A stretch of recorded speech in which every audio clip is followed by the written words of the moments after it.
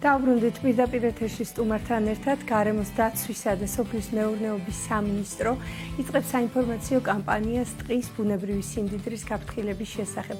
თემაზე სასაუბროდ კი შემოგვიერთდა ეროვნული სატყეო სააგენტოს ტყის მოვლა-აღდგენის დეპარტამენტის ტყის დაცვის სამმართველოს უფროსი გიორგი მამდაშვილი. დილამშვიდობის მადლობას მოგახსენებთ მობრძანებისთვის. დილამშვიდობის. რაც შეეხება საინტერესო და მეტად მნიშვნელოვან კამპანიას, თუ როგორ აპირებთ ამ კამპანიის განხორციელებას და როგორ ფიქრობთ, რამდენად ჩაერთვება საზოგადოება ზოგადად, რომ ხელი შეგიწყოთ ამ კამპანიის სწორად განხორციელებაში? მსგავსი ტიპის კამპანია არაერთხელ განხორციელებულა ეროვნული სატყეო სააგენტოს მიერ და ეხლა კიდევ უფრო მეტი საჭიროება გახდა და მოხდება არაერთი შეხვედრა რეგიონის წარმომადგენლებთან, მოქალაქეებთან, რომელშიც აქტიურად მიიღებენ მონაწილეობას როგორც ეროვნული სატყეო სააგენტოს თანამშრომლები, რეგიონალური სპეციალისტები, მეტყევები, ასევე გარემოს დაცვითი ზედამხედველობის დეპარტამენტის თანამშრომლებიც, რათა დეტალურად აუხსნან ამ კამპანიის არსი, მიზანი და სიკეთეები, რაც შეიძლება მოიტანოს ამ. რამ გამოიწვია? მიზეზი რა არის? ალბათ გასაგებია პასუხი, მაგრამ რას ხედავთ პრობლემას, რის გამოც გაჩნდა საჭირო, რომ მსგავსი კამპანიები ჩატარდეს, რომ შევახსენოთ, აუხსნათ მოსახლეობას, ჩვენი თავი დაწყებული. ამიტომ რომ ლოგიკურად რო ავიღოთ და ნორმაში არ ჭირდება ფიქრი იმას, რომ დღეს უნდა მივხვდეთ, მოვუაროთ და არ უნდა დავაზიანოთ. დიახ. ზოგადად ტყე ყველას გვიყვარს ცხადია, ყველას გვიყვარს ტყეში სეირნობა და ასევე ტყის რესურსების გამოყენება. რომელიც ასეთ საჭიროა ჩვენ. დიახ. პირდაპირ ჩვენი ფილტვებია მინიმუმ. დიახ, დიახ. თუმცა ზოგი ადამიანი ზღვარს ცდება, ასე ვთქვათ და გადადის, ასე ვთქვათ, კანონის დარღვევაში, უკანონოდ ხდება ხე-ტყის მოპოვება და ჩვენ გვაქვს ტენდენცია, რომელიც რა თქმა უნდა წლიდან წლამდე მცირდება, თუმცა არსებული მონაცემებით მაინც საჭირო გახდა კიდევ ერთი კამპანია შემატებოდა იმ სხვა კამპანიებს, რაც მსგავსი ტიპის განხორციელებულა სააგენტოს და სამინისტროს მიერ.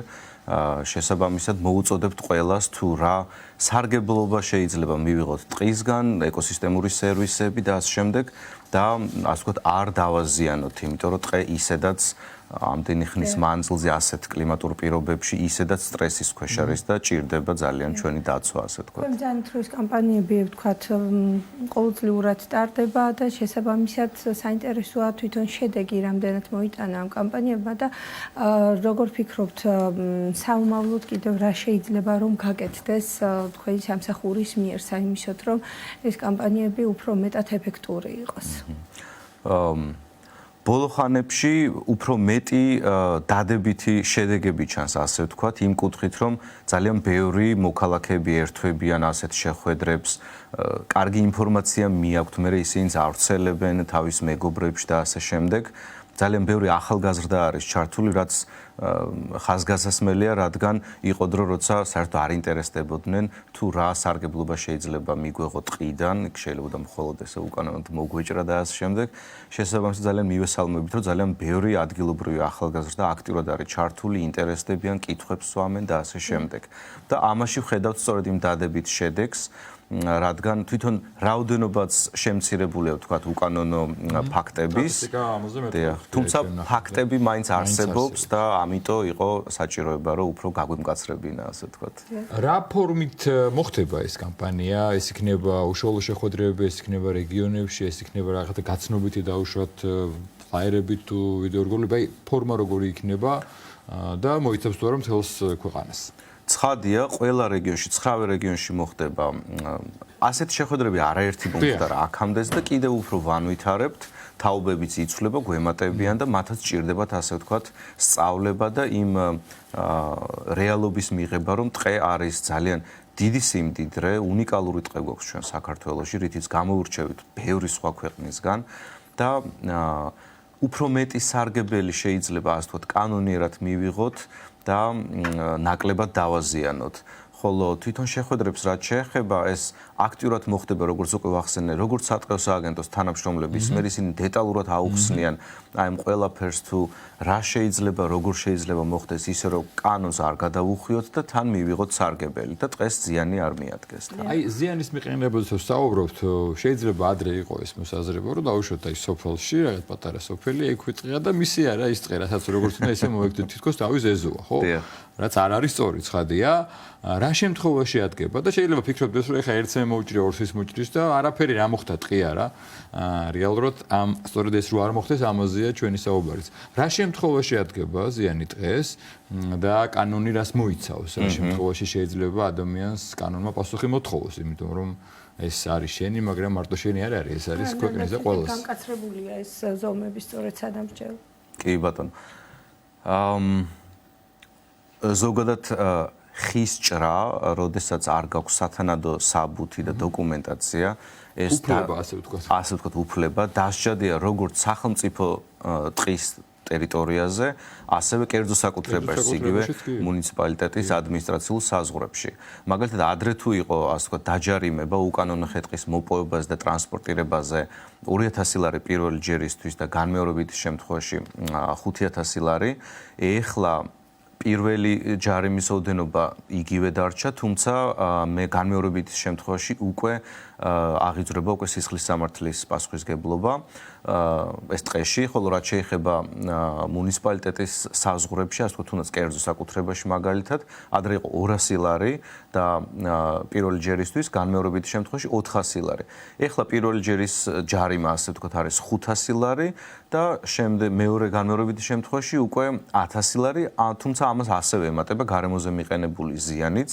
არსებობს შესაბამისი ფორმულა, რომლის მიხედვითაც გამოითვლება ეს ზარალი, იმიტომ რომ ბევრი დეტალს აქვს მნიშვნელობა, რა სახეობის ხე იყო მოჭრილი იყო თუ დამატებით ფართობიდან გატანილი ტრანსპორტირებაც დაფიქსირდა ასე თუ არა. ასე შემდეგ. დიახ. საკითხი არის. თქვენ ახსენეთ ნებართვა, გიორგი, და ეს არის ძალიან მნიშვნელოვანი და ყურადსაღები თავისთავად, რომ რა იგულისხმება ამ ნებართვაში, რომ მაყურებელი უფრო მეტად ინფორმირებული გახდეს ამის შესახებ, რომ სად უნდა მივიდეს, როგორ უნდა იყოს ეს ნებართვა და ზოგადად რა არის შინაარსი ამ ნებართვის. დიახ.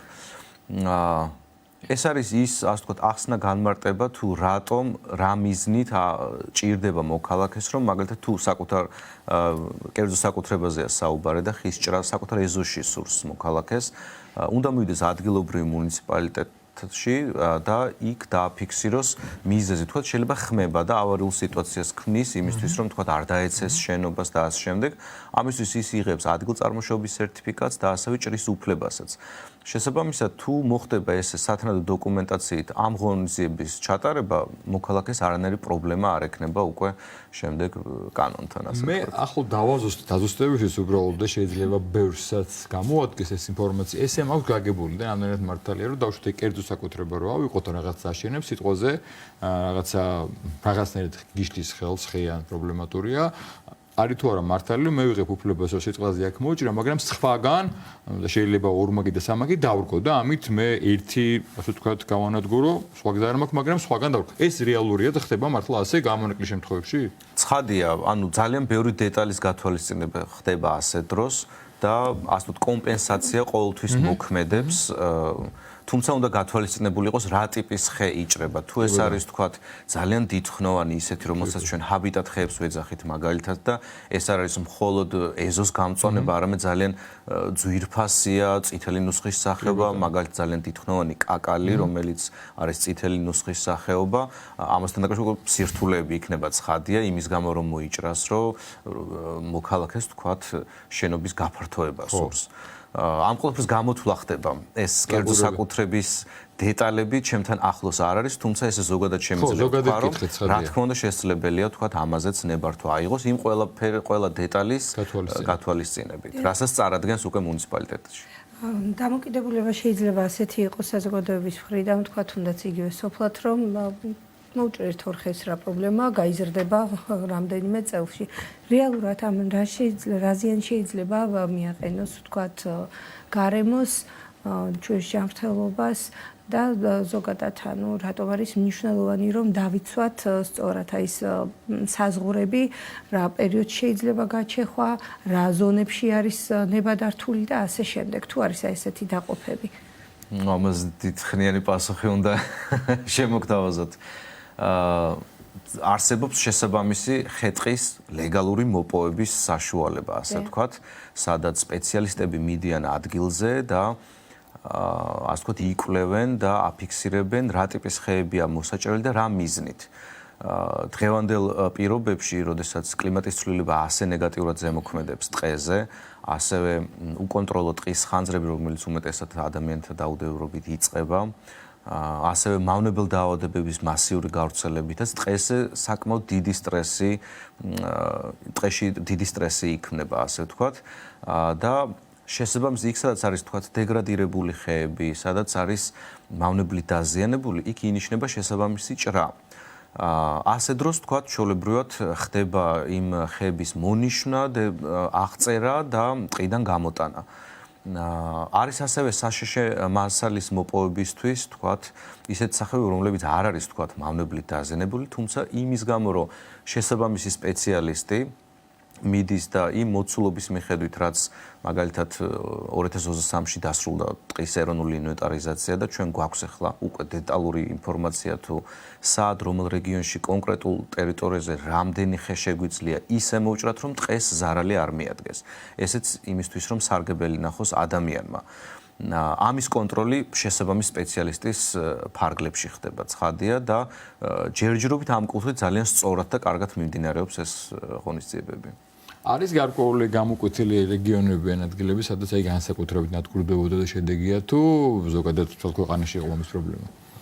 პრობლემა ზოგადად მთელ ქვეყანაში დგას, ასე ვიტყოდი, თუმცა იმ სხვადასხვა ფაქტორების კომბინაცია, რაც მოიცავს მავნებელ დაავადების გავრცელებას, ტყის ხანძრების რაოდენობას ან სიდიდეებს, შეიძლება გამოყოს სამცხე-ჯავახეთი, თუმცა არ არის სწორი მაინც ესე კონკრეტულ რეგიონზე საუბარი, იმიტომ რომ მაინც მსგავსი ტიპის პრობლემები ყველგან არის ხოლმე პერიოდულად.